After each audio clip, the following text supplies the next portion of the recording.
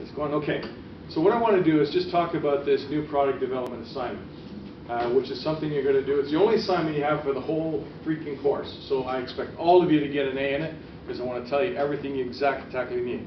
And after we finish this video, I'm going to go group by group around the classroom to just see what you've come up with so far in the last couple of days. What I mean by that is, has your group met? Have you thought of an idea?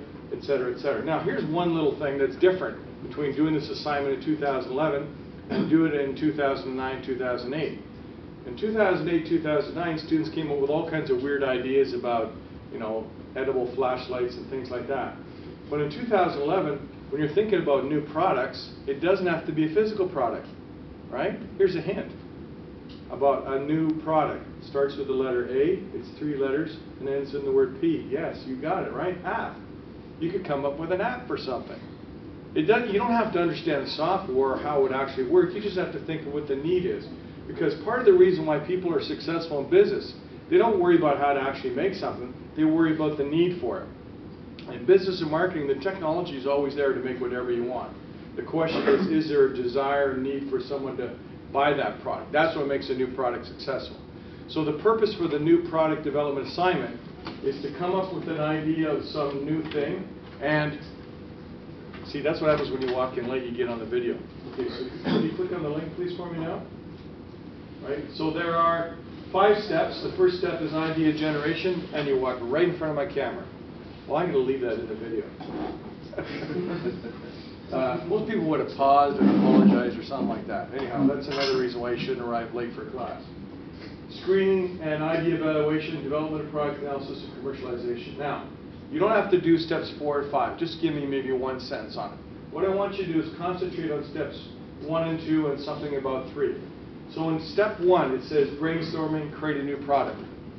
Do you know what narrate means? Narrate means to say things like, we sat down in the cafeteria on Wednesday and had a little meeting, and we talked about Joe's parents' restaurant and Stephen's mom's store, and we came up with this new idea. So you can use language like that. It's for me. You're not doing this assignment for some investor or something like that. So use language to describe the process that you go through, because then when I'm marking, I think, oh yeah, they came up with this idea because they thought of it that way. So when you use narrative language, it's a fancy way of saying just telling me how you came up with something, right? The second step is getting opinions. So describe what you're going to do. Are you going to stand out in the front of the school with a clipboard and ask people stuff?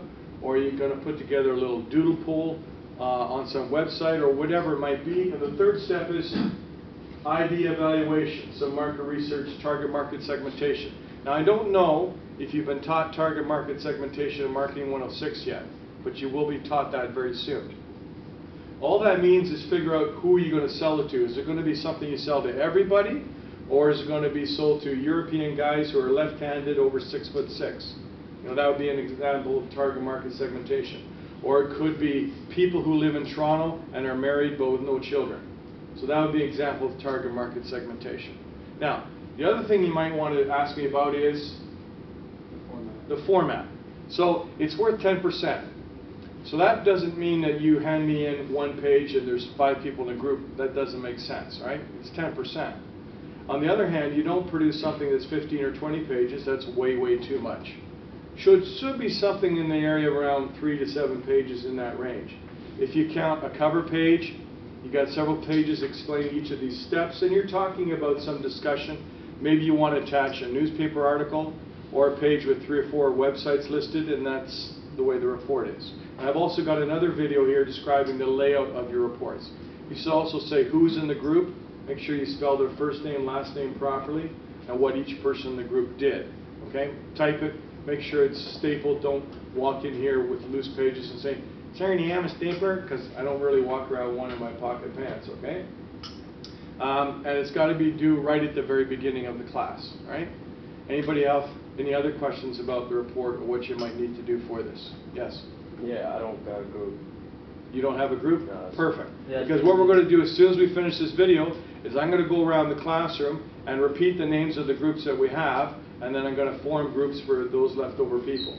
Because it's just the first month of class, so don't worry about that. That's not a big thing. I'll make sure that if you're not in a group, we'll get in a group, okay? And we'll make the names of everybody's. Okay? All right, thank you. Just press